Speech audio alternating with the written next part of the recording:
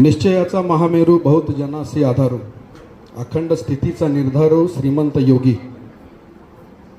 श्री छत्रपती शिवाजी महाराजस्व अभियान. हे अभियान म्हणजे फक्त कागदपत्रांची पूर्तता नाही, दाखले देणे नाही आहे, तर रयतेच्या राज्याचे स्वप्न पाहणारे शिवछत्रपतींच्या विचारांना प्रशासकीय कृतीतून दिलेली ही एक प्रकारची मानवंदना आहे असे मी मानतो. मंत्री महोदयांनी ही नाविन्यपूर्ण संकल्पना जी समोर आणली, लोकांनी प्रशासनाच्या शासकीय कार्यालयाच्या दारात जाण्यापेक्षा प्रशासनाने या कार्यालयांनीच लोकांच्या दारामध्ये जावे आणि तिथे ह्या सेवा जलद गतीने उपलब्ध करून द्याव्या. दाखले हा त्यातला एक भाग आहे.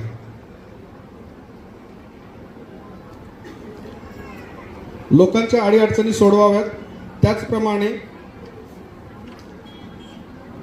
हे सरकार आल्यानंतर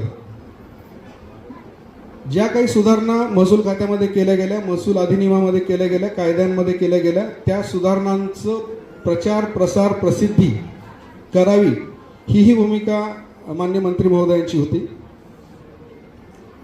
त्यातील मी एक दोन उदाहरणं सांगतो. जसं की येणे अकृषी करणे, आपण त्याला बोलीभाषेमध्ये येणे करणे म्हणतो. येणेची अट, जेव्हा कुठचाही शेतकरी ज्याची शेतजमीन आहे त्याला शेती व्यतिरिक्त त्या जमिनीचा उपयोग करायचा आहे, ती डेव्हलप करायची, तिचं विकसन करायचं आहे, त्यावेळेस विविध प्रकारच्या परवानग्या डेव्हलपमेंट अथॉरिटी आणि महसूल विभागाकडनं घ्यायला लागायची आणि त्यामध्ये प्रचंड असा वेळ जायचा आणि तो विकास, ती डेव्हलपमेंट थोडीशी रखडायची, मानसिक छळ व्हायचा तो वेगळा. त्यामुळे महसूल मंत्री महोदयांनी असेल, शासनाने असेल, ही येण्याची अटच आता रद्द केलेली आहे. तुम्हाला तुमच्या जमिनीचा विकास करायचा आहे, फक्त झोन पहा, त्या झोनमध्ये तो विकास तुम्हाला आता परवानगी दिलेलीच आहे असं समजायचं. फक्त तुम्हाला काय करायचं आहे की डेव्हलपमेंट अथॉरिटी जसं की MSRDC आहे, यांच्याकडनं तुम्हाला फक्त परवानगी प्राप्त करून घ्यायची आहे. बाकी येणे हा जो दरवर्षी भरला जायचा, जो टॅक्स दरवर्षी भरला जायचा, तो आता वन टाइम भरायचा, एकदाच भरायचा, लाईफ टाईम. त्याची परवानगी घेताना एकदा टॅक्स भरला की परत पुन्हा केव्हाही तुम्हाला तो टॅक्स भरायचा नाही आहे. सातबारे, डिजिटल सातबारा घेतल्यानंतर तलाट्याचा सही शिक्का घेऊनच तो वापरला जायचा, नव्हे तो त्याच पद्धतीने बाकीच्या आस्थापना मागायच्या. नुसता सातबारा घेऊन गेला तर लगेच सांगितलं जायचं की सही शिक्का पाहिजे तलाट्याचा. आवश्यकता नाही.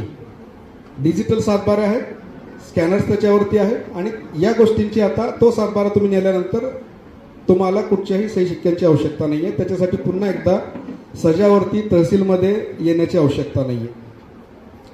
तुकडेबंदीचा कायदा थोडासा जाचक कायदा होता.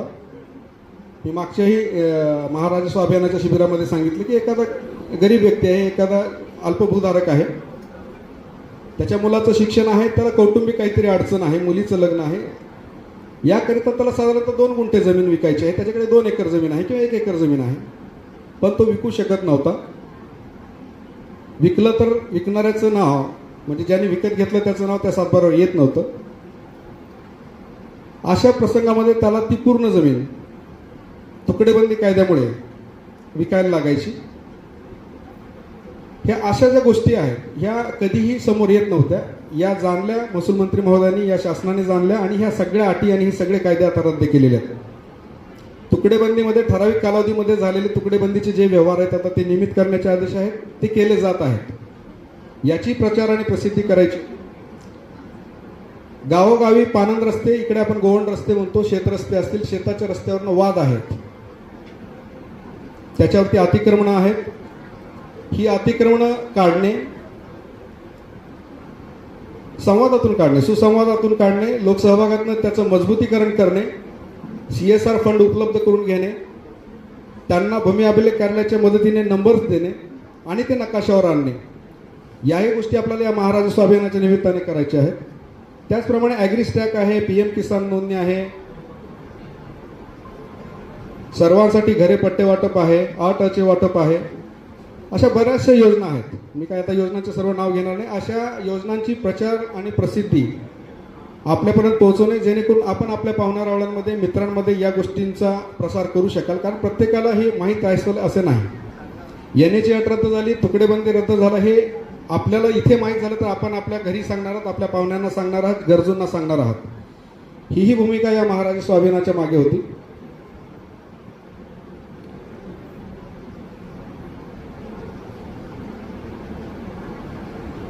काही सेवा ज्या आहेत त्या तुम्हाला मोफत स्वरूपात दिल्या जाणार आहेत. महाभूमी पोर्टलवरती गेल्यानंतर तुम्हाला या सेवा तुम्हाला मोफत स्वरूपात उपलब्ध आहेत. याही सेवांचा मी काय आता उल्लेख इथे करणार नाही, बऱ्याचशा त्या सेवा आहेत. अभियानाचं उद्दिष्टच मुळात होतं की तहसीलदार म्हणून मला सांगताना अभिमान वाटतो की प्रलंबित प्रकरणांचा निपटारा, महसुली अभिलेख जे आहे 7/12 असेल, 8 असेल, वर्ग 2चं वर्ग 1 असेल, फेरफार नोंदी त्वरित मंजूर करणं असेल आणि प्रलंबित विविध अर्ज असतात. महसूल खातं हे पालक विभाग असल्यामुळे, पॅरेंट डिपार्टमेंट असल्यामुळे विविध प्रकारचे अर्ज या खात्याकडे येतात. या सर्व प्रलंबित अर्जांचा प्रकरणांचा निपटारा करणे हेही या अभियानाचं उद्दिष्ट आहे. दाखल्यांचं वाटप करणे, अतिक्रमण आणि वाद निवारण, गावागावात जे काही वाद आहेत रस्त्याचे, अतिक्रमणाचे, बांधाचे, हे शांततेच्या माध्यमातून शांतता प्रस्थापित करणे आणि सुसंवादातून सोडवणे. डिजिटलायझेशन, जे काही महसुली अभिलेखे आहेत ते सर्व डिजिटाईज केलेले आहेत, जेणेकरून प्रशासन हे पारदर्शक आणि गतिमान राहील आणि तंत्रज्ञानाचा वापर करून आपल्यालाही आपल्या मोबाईलवरती आपण आहात तिथे या सेवा उपलब्ध राहतील. अशा विविध प्रकारच्या योजना उपलब्ध करून देणे, सोयीसुविधा उपलब्ध करून देणे आणि त्याचा प्रसार करणे, हे या राजस्व अभियानाचं, या समाधान शिबिराचं उद्दिष्ट आहे. आज मला सांगायला अभिमान वाटतोय, म्हणजे ॲडव्होकेट मडवी साहेबांनी सांगितलं की ते आदिवासी समाजासाठी काम करणारे आपल्या तालुक्यामध्ये म्हणजे कुठच्याही टाटा फाउंडेशनकडनं इशिका सेलार आहेत, अशी काही नावं मला माहीत आहेत. त्यांचं इथे उल्लेख करणं महत्त्वाचं ठरेल, आवश्यक आहे. या लोकांनी प्रचंड कष्ट घेऊन जवळपास 1000पेक्षा जास्त जातीचे प्रमाणपत्र आदिवासींचे देण्यासाठी मागच्या 2 ते 3 महिन्यापासून, मी म्हणेन 6 महिन्यापेक्षा जास्त कालावधी गेला असेल कदाचित. जो पहिला दाखला त्यांनी प्रयत्न केला, फाईल तयार केली, त्याला 6 महिन्यापेक्षा मोठा काळ गेलेला आहे. ते तयार करणे, विविध विभागाच्या NOC आणि आदिवासी समाजाला जेव्हा जातीचे प्रमाणपत्र दिले जातात त्यामध्ये एक मोठी अडचण असते. पहा, हा समाज शिक्षित नाही आहे, हा समाज नोकरी करत नाही आहे आणि हा एका ठिकाणी राहत नाही आहे. यांच्याकडे साधं आधार कार्ड सुद्धा नसतं बऱ्याच वेळा जेव्हा ते येतात आमच्याकडे. अशा लोकांचं कास्ट सर्टिफिकेट देणं हे प्रचंड जटिल प्रक्रिया आहे, किचकट प्रक्रिया आहे आणि मी म्हणेन की प्रशासकीय भाषा थोडीशी धोकादायक आहे, परंतु तो धोका आम्ही उचलला. त्यांच्याकडे कुठलीही कागदपत्र पुराव्यादाखल नसताना जातीच्या प्रमाणपत्रापर्यंत येणे सुरुवात होते त्यांच्यापासून, राजेंद्र मडवीपासून, इशिका सेलारपासून, अशा जे काही या समाजासाठी काम करतात अशा लोकांपासून. माझा तलाठी असेल, मंडळाधिकारी असेल, सेतू कार्यालय असेल, माझा कर्मचारी असेल, अमोल वाघ आहे माझ्याकडे. अमोल वाघ दिवस रात्र या कास्ट सर्टिफिकेटवर काम करतोय. अशा कर्मचाऱ्यांच्या मदतीने हे दाखले आपण आज इथे देऊ शकलो. आपण प्रतिनिधी स्वरूपात फक्त 50 दाखले वाटले, 750पेक्षा जास्त दाखले आज आपले तयार आहेत. त्यांचं वितरण आपण यानंतर करूया. महसूल विभागातील माझ्या कर्मचाऱ्यांनी या निमित्ताने एवढंच सांगणार, जेव्हा एखादा सामान्य माणूस आपल्याकडे येतो तेव्हा त्याच्याकडे केवळ एक फाईल म्हणून बघू नका, कागदपत्र म्हणून बघू नका. त्या कागदामागे त्या कुटुंबाची आशा आणि त्याचं भविष्य त्यामध्ये दडलेलं असतं. मानवतेच्या भूमिकेतनं प्रशासनानं काम करावं, कर्मचाऱ्यांनी माझ्या काम करावं, अधिकाऱ्यांनी काम करावं, एवढंच मी इथे आवाहन करतो. उपस्थित माझ्या सर्व नागरिकांना विनंती आहे की या अभियानाचा लाभ जो आहे तो तुम्हाला घ्यायचा आहे. आज दिवसभर हे अभियान चालू राहील, हे शिबिर चालू राहील. शेवटी एवढंच म्हणेन की स्वराज्य हा माझा अधिकार आहे असं लोकमान्य टिळकांनी म्हटलं होतं. पण स्वराज्य सुराज्य बनवण्यासाठी जी काही तळमळ लागते, जे काही प्रयत्न लागतात, जी काही जबाबदारी लागते ती आपण सर्वांनी घेऊया आणि या महाराष्ट्र अभियानाच्या माध्यमातून खऱ्या अर्थाने जनकल्याणाचं काम आपण करूया. धन्यवाद. थँक्यू. जय हिंद, जय महाराष्ट्र.